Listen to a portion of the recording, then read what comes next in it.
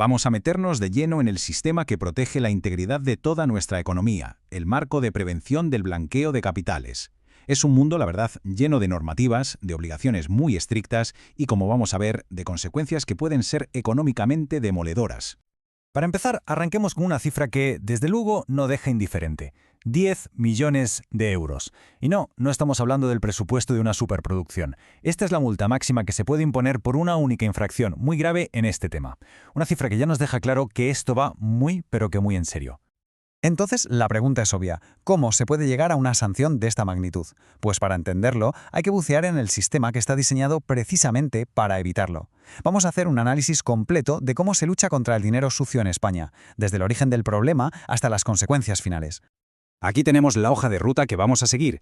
Primero definiremos bien el problema, luego veremos de dónde vienen las amenazas, repasaremos el marco legal, identificaremos quiénes son los protagonistas, qué tienen que hacer en la práctica y, por supuesto, qué pasa si no lo hacen. Venga, pues vamos al lío. Empecemos por lo más básico de todo. ¿A qué nos referimos exactamente cuando hablamos de blanqueo de capitales? Esta es la definición oficial, la que encontramos en la Ley 10/2010. Pero, para que nos entendamos, blanquear dinero no es solo esconderlo y ya. Es todo un proceso, un ciclo completo para hacer que los beneficios de una actividad criminal, como el tráfico de drogas o la corrupción, parezcan totalmente legítimos. Es como un ciclo de lavado. El dinero sucio entra en el sistema financiero por un lado y, tras varias vueltas, sale por el otro pareciendo completamente limpio. Ahora bien, el sistema no solo lucha contra blanqueo de dinero. Con el paso del tiempo ha ido evolucionando para hacer frente a otras dos amenazas que la verdad están muy relacionadas. A ver, al principio, allá por los años 80, la lucha se centraba casi en exclusiva en el dinero que venía del narcotráfico. Pero claro, todo cambió después de los atentados del 11 de septiembre de 2001. A partir de ese momento, el foco se amplió de forma masiva para incluir la financiación del terrorismo. Y más tarde, desde 2012, se añadió una tercera pata, la financiación de la proliferación de armas de destrucción masiva. Son tres delitos distintos, sí, pero se combaten con las mismas herramientas. Pasemos a ver cómo se construye todo este entramado. ¿Cuáles son las reglas del juego? Porque el marco legal es una estructura que se ha ido montando capa sobre capa desde el nivel europeo hasta el nacional. Esta cronología lo deja muy claro a nivel europeo. La primera directiva es del año 91, pero fijaos en el acelerón que hay a partir de 2015. La cuarta, quinta y sexta directivas llegan casi seguidas. Esto nos da una idea de cómo la presión regulatoria ha ido aumentando sin parar, intentando cerrar cualquier posible agujero legal en todo el continente. Y aquí está la pieza clave en España, la Ley 10/2010, del 28 de abril. Es la ley que coge todas esas directivas europeas y las convierte en legislación nacional. Podríamos decir que es la columna vertebral de todo el sistema de prevención en nuestro país, la referencia fundamental. Ya tenemos el marco legal. La siguiente pregunta es, ¿quién tiene que cumplir con todo esto? Porque aquí es donde la cosa se pone interesante. Esto no es solo un asunto de los bancos, ni mucho menos. La red de actores implicados es amplísima.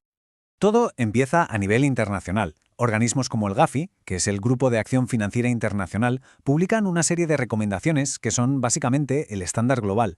Ojo, no son leyes, pero son la base sobre la que luego la Unión Europea y España construyen su propia normativa. Y junto a ellos, grupos como Egmont, que se aseguran de que las unidades de inteligencia financiera de todos los países puedan colaborar entre sí. Y con esto llegamos a la primera línea de defensa, los llamados sujetos obligados. Como decía, la ley no se aplica solo a la banca. La lista es enorme e incluye auditores, notarios, abogados, inmobiliarias, joyeros, casinos. ¿Y por qué? Muy sencillo, porque todos ellos son guardianes del sistema. Por el tipo de negocio que tienen, son los que están en una posición privilegiada para detectar operaciones sospechosas y, lo más importante, tienen la obligación legal de reportarlas. Muy bien. Y si una empresa es un sujeto obligado, ¿qué es lo que tiene que hacer en la práctica? La ley exige una serie de medidas muy concretas, y todas ellas se tienen que organizar en un documento que es fundamental. El enfoque se basa en tres pilares, tres ideas fundamentales. La primera, el autoconocimiento. Cada empresa tiene que analizar y entender su propio riesgo de ser utilizada para blanquear dinero. La segunda, la diligencia debida, que es el famoso conoce a tu cliente o CAIGEGA. Hay que saber quién es el cliente y de dónde saca el dinero. Y la tercera, crear controles internos sólidos para que todo esto funcione de verdad. Y todo esto que hemos dicho se tiene que plasmar por escrito en el Manual de Prevención. Este documento es como la Biblia de la empresa en esta materia. Tiene que detallar la política de admisión de clientes, cómo se va a hacer la diligencia debida, cómo va a fluir la información. Y no es un documento para guardarlo en un cajón. Tiene que ser aprobado y aplicado por toda la organización. Y esto nos lleva, de nuevo, al principio. ¿Qué ocurre cuando este manual no existe, o no se aplica, o simplemente falla? Pues aquí es cuando entramos en el terreno de las sanciones. El régimen de sanciones se divide en 3 niveles, y los números hablan por sí solos. Las infracciones leves pueden llegar a los 60.000 euros de multa, las graves hasta 5 millones, y las muy graves, bueno, aquí la cosa se dispara. Parten de un mínimo de 150.000 euros y pueden llegar a esos 10 millones que veíamos al principio, o incluso más, porque puede ser el doble del beneficio que se haya sacado de la operación ilegal. Las cifras, desde luego, imponen. Y que nadie piense que esto es solo una amenaza teórica, para nada.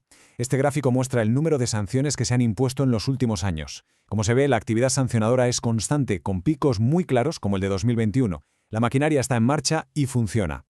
Pero si el número de sanciones ya impresiona, el dato más impactante es este, el importe total. Más de 28 millones de euros en multas solo en 2019, más de 20 millones en 2020. Estas cifras demuestran el coste económico real, y durísimo, de no tomarse en serio la prevención del blanqueo.